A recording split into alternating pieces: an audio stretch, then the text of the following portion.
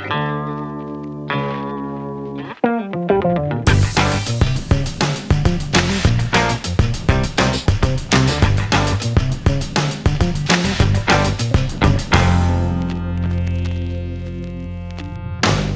to this Unicla training video. In this session we will be demonstrating the removal and reassembly of a complete clutch on a Unicla UWX series compressor. With me I have Mr. Shingo Kawabata, our technician, who will now commence the demonstration for you. We have the compressor in an upright position on an appropriate stand, and the first step will be to remove the clutch armature. You take the armature holder and a socket, hold the armature and undo the bolt.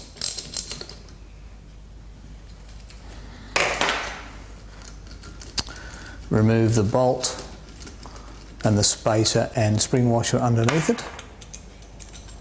Now we take an appropriate puller. You can use a Unicla puller or any universal style armature puller will do the job. Screw it down onto the armature and gently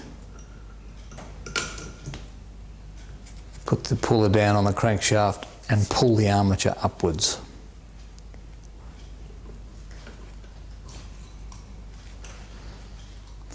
Remove the shim.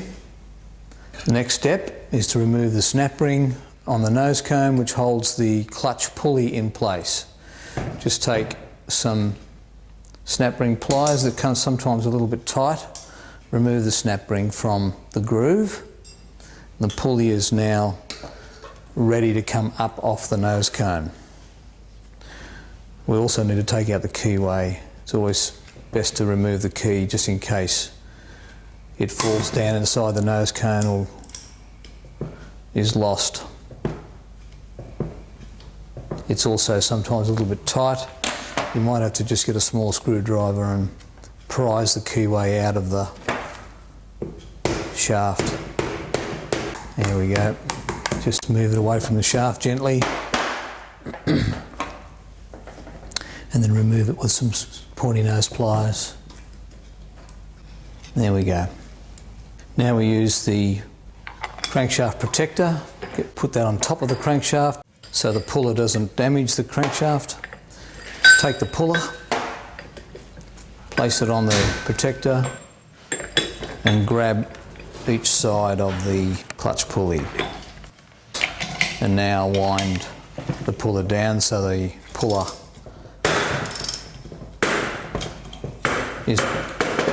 is bringing the pulley in an upward direction.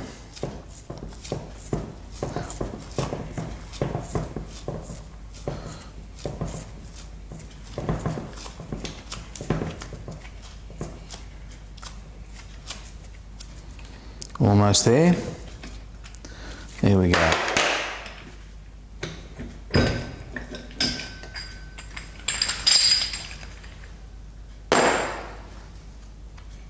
Now the pulley is away and we now have the field coil exposed.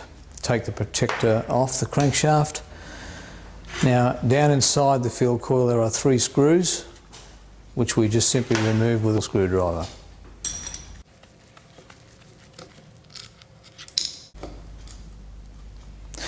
Now we also have to remove the clutch wire saddle which is on the top of the body of the compressor, so it's just held by one screw. The saddle is now free and the coil now comes off. And that completes the removal of the clutch assembly from the compressor.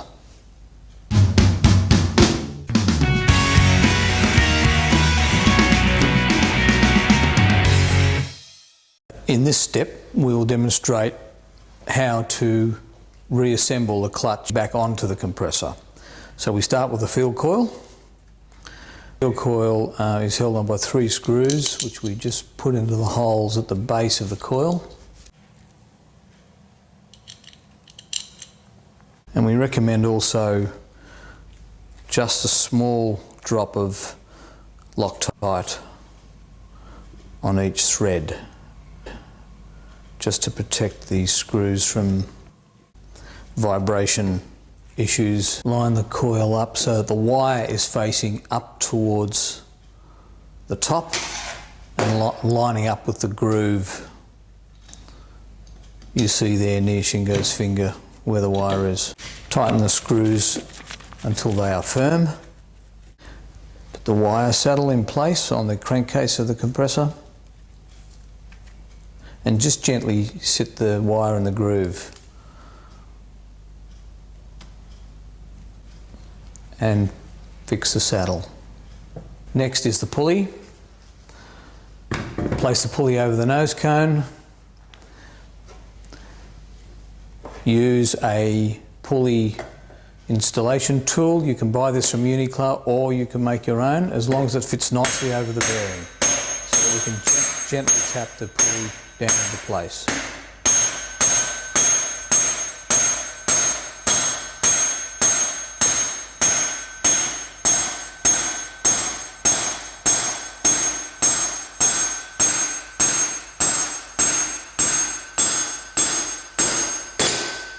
Always use gentle force, never use excessive force when doing that step.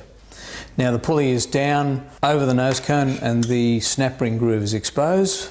Take the snap ring, make sure the chamfered edge is upward and the flat edge is down, and put the snap ring into its groove. You can also use this tool to tap the snap ring into place. You can do that with a tool or use a screwdriver. Now the keyway, just gently slide the keyway into the groove. Sometimes they are tight. This one appears to be on the tight side. So just tap it down in place and then use a screwdriver to push it back into its groove. Now the shim location tool into the bolt hole of the crankshaft, and we'll use one shim at this stage. The shim is designed to space the armature away to give sufficient air gap between the armature and the pulley. So the armature now goes over the top, lining the keyway up. Sometimes it will go on by hand, and this one has. Otherwise it might take some gentle tapping. Take the bolt, spacer and spring washer and screw into the crankshaft hole. We need to use the tension wrench for this step. The bolt needs to be tightened to 13 Newton meters. We hold the armature with our armature holding tool and bring it up to 13 Nm. Now the crucial measurement here is the air gap between the armature and the pulley. It has to be between 0.3 and 0.6.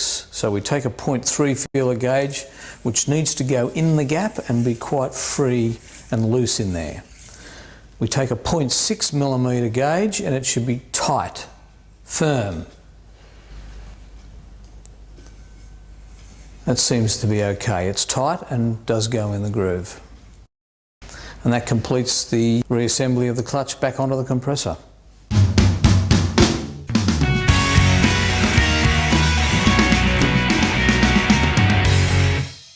In this segment we're going to show the importance of the air gap between the armature and the pulley. We have a situation here where the air gap appears to be outside specification. We take our 0.3 millimeter gauge, it's too tight, will not even go in between the armature and the pulley, which means there is insufficient air gap between the two surfaces. So we need to remove the armature and use appropriate shims to increase that gap and then measure it. So we will now remove the armature.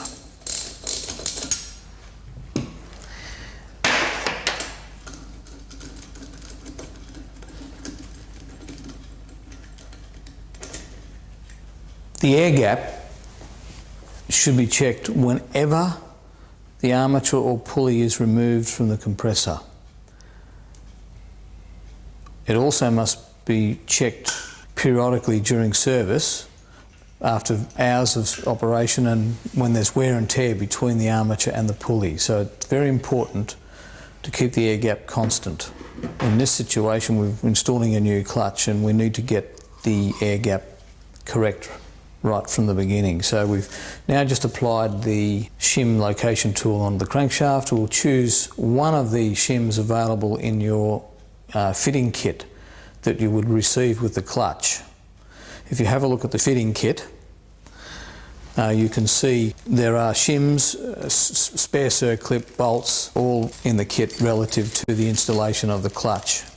So now we take one of the shims and apply it to the top of the crankshaft. Sometimes it's a little bit of a guess which shim to take. And now slip the armature over the crankshaft and down onto the pulley.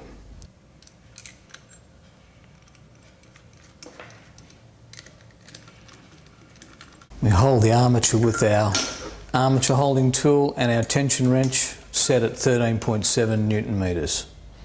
Now we take our feeler gauge, 0.3 millimeter first. It should slip in the air gap, which it does very nicely, all the way around. That means it's sufficient gap, and 0.6 should be tight, which means it's not too high. And it is quite tight, 0.6 millimeter. Now if the 0.6 millimeter went in very, very easily, you would remove that shim and use a smaller one. So the rule must be always that the 0.3 millimeter is loose in the air gap and the 0.6 millimeter is tight, which is what we have in this situation. So that air gap's ready to go.